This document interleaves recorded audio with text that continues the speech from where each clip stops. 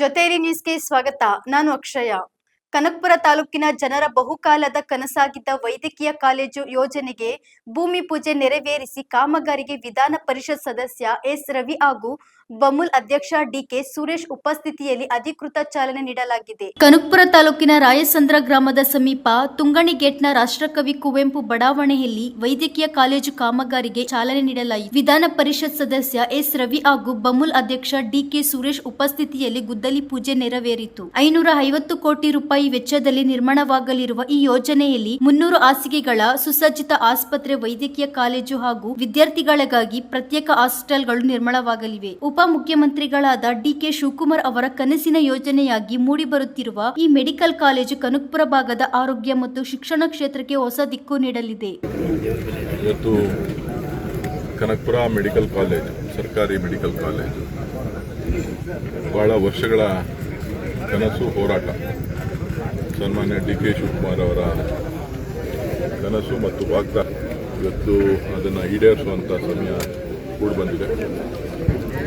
ಇವತ್ತು ಸುಮಾರು ಮೊದಲನೇ ಹಂತದಲ್ಲಿ ಸುಮಾರು 450 ಕೋಟಿ ರೂಪಾಯಿ ವೆಚ್ಚದಲ್ಲಿ ಇವತ್ತು ಮೆಡಿಕಲ್ ಕಾಲೇಜನ್ನು ಕಾಮಗಾರಿ ಪ್ರಾರಂಭ ಮಾಡಲಿಕ್ಕೆ ಒಳ್ಳೆಯ ದಿನ ಅಂಥೇಳಿ ಮುಹೂರ್ತದಲ್ಲಿ ನಾವು ಪೂಜೆಯನ್ನು ಮಾನ್ಯ ವಿಧಾನ ಪರಿಷತ್ ಸದಸ್ಯರು ಮತ್ತು ಗುತ್ತಿಗೆದಾರರಾದಂಥ ಅವರ ನೇತೃತ್ವದಲ್ಲಿ ಕಾಮಗಾರಿಗೆ ಚಾಲನೆ ಕೊಟ್ಟಿದ್ದಾರೆ.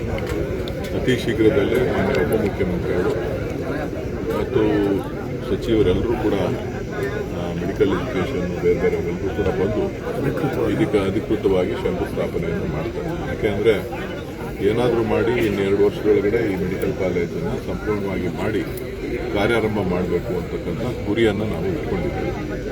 ಇದಕ್ಕೋಸ್ಕರ ಸುಮಾರು 25 ಎಕರೆ ಜಾಗ, ಹೌಸಿಂಗ್ ಬೋರ್ಡ್ ಲೇಔಟ್ನಲ್ಲಿ 25 ಎಕರೆ ಜಾಗವನ್ನು ಈಗಾಗಲೇ ಸರ್ಕಾರ ಕೊಟ್ಟಿತ್ತು. ಹಣನೂ ಪಾವತಿ ಮಾಡಿದ್ದೇವೆ. ಕಾಮಗಾರಿ ನಾಳೆಯಿಂದನೇ ಈಗ ಚಾಲು ಮಾಡಲಿಕ್ಕೆ ನಾವು ಮನವಿಯನ್ನು ಮಾಡಿದ್ದೀವಿ. ಸೊ ಅದರಂತೆ ಅಧಿಕಾರಿಗಳೆಲ್ಲರೂ ಸೇರಿ ಇದನ್ನು ಚಾಲನೆ ಮಾಡ್ತಾರೆ. ಶೀಘ್ರದಲ್ಲೇ ಅಧಿಕೃತ ಶಂಕುಸ್ಥಾಪನೆ ಕಾರ್ಯ ನಡೀತದೆ. ಇವತ್ತು ಕಾಮಗಾರಿಗೆ ಚಾಲನೆ ನೀಡಲಾಗಿದೆ. ಶುಭ ದಿನ ಅಂತ ಹೇಳಿ ಯಾವುದೇ ಕೆಲಸ ಮಾಡಬೇಕಾದ್ರೂ ಸನ್ಮಾನ್ಯ ಡಿಕೆ ಶಿವಕುಮಾರ್ ಅವರು ಗಳಿಗೆ ಶುಭ ಅವೆಲ್ಲ ನೋಡ್ತಾರೆ.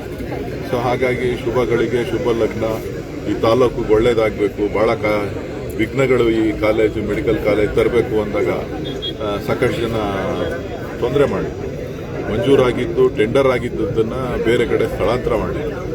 ಸೊ ಕೊನೆಗೆ ಏನಾದರೂ ಮಾಡಲೇಬೇಕು ಅಂತೇಳಿ ಇವತ್ತು ನಾವು ಮಾಡಿದ ಮೇಲೆ ಇವತ್ತು ಸಮಯಾವಕಾಶ ಕಡಿಮೆ ಇದೆ. ಇನ್ನು 2 ವರ್ಷದೊಳಗಡೆ ಮುಗಿಸ್ಬೇಕು ಅಂತೇಳಿ ನಾವು ಗುತ್ತಿಗೆದಾರರಿಗೆ ಮತ್ತು ಅಧಿಕಾರಿಗಳಿಗೆ ಮನವಿ ಮಾಡಿದ್ವಿ.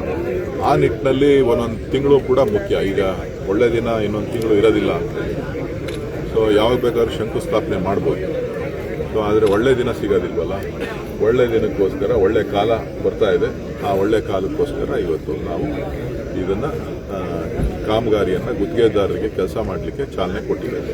ನಿಮ್ಮ ಸರ್ಕಾರದಲ್ಲೇ ಬಜೆಟಲ್ಲಿ ಅನೌನ್ಸ್ ಆದಮೇಲೆ ತಡ ಆಯ್ತಲ್ವ ಸರ್ ಕಾಮಗಾರಿ ಆರಂಭ ಆಗಿತ್ತು?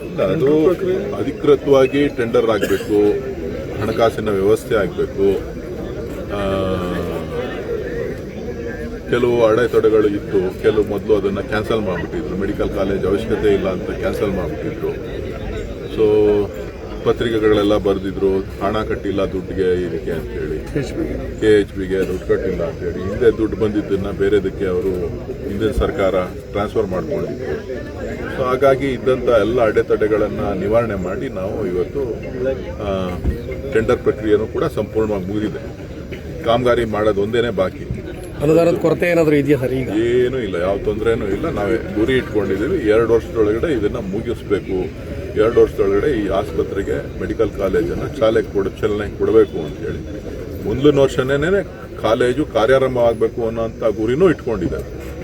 ನೋಡೋಣ ಎಷ್ಟು ಜಲ್ದಿ ನಮ್ಮ ಕಾಂಟ್ರಾಕ್ಟ್ರು ಅಧಿಕಾರಿಗಳು ಎಷ್ಟು ಜಲ್ದಿ ಕೆಲಸ ಮಾಡಿಸ್ತಾರೆ. ನಾವು ಮಾಡಿಸ್ಬೇಕು ಅಂದ್ಕೊಂಡಿದ್ದೀವಿ. ನಿಮ್ಮ ಸಹಕಾರ ಎಲ್ಲ ಇರಲಿ. ಅಧಿಕೃತ ಕಾರ್ಯಕ್ರಮ ಮಾಡ್ತೀವಿ. ಅಧಿಕೃತ ಕಾರ್ಯಕ್ರಮ ಮಾನ್ಯ ಮುಖ್ಯಮಂತ್ರಿಗಳು, ಉಪಮುಖ್ಯಮಂತ್ರಿಗಳು ದೊಡ್ಡ ಪ್ರಾಜೆಕ್ಟ್ ಆಗಿರೋದ್ರಿಂದ ಬರ್ತಾರೆ, ಸಿಎಂ ಅಂತ ಅನ್ಕೊಂಡಿದ್ವಿ. ಮಾಡ್ತಾರೆ. ನಾವು ಕಾಮಗಾರಿ ನೋಡ್ರಿ, ಒಂದು ದಿನನೂ ಕೂಡ ನಮಗೆ ಸಮಯ ಬಹಳ ಮುಖ್ಯ. 1 ತಿಂಗಳು ಅಧಿಕ ಮಾಸ ಇದೆ. ಯಾವುದೇ ಶುಭ ಕಾರ್ಯ ಮಾಡೋದಿಲ್ಲ. ಸೊ ಮೂರು ತಿಂಗಳಂತೆ ಏನ್ ಮಾಡೋದು ಈಗ? ಇವತ್ತು ಬಿಟ್ರೆ 20 ತಾರೀಕು ಸೇಮ್ ಆಗ್ತಾರೆ ಸರ್ ಅಣ್ಣವರು. ಅದು ಗೊತ್ತಿಲ್ಲಪ್ಪ, ನೀವೇ ಹೇಳ್ಬೇಕು. ಅದನ್ನೆಲ್ಲ ಆಮೇಲೆ ಮಾತಾಡೋಣ. ಈಗ ಸದ್ಯಕ್ಕೆ ಮೆಡಿಕಲ್ ಕಾಲೇಜು ಕೊಟ್ಟ ಮಾತಿನಂತೆ ಕಾಮಗಾರಿ ಚಾಲನೆ ಕೊಡ್ತಾ ಇದ್ದೀವಿ.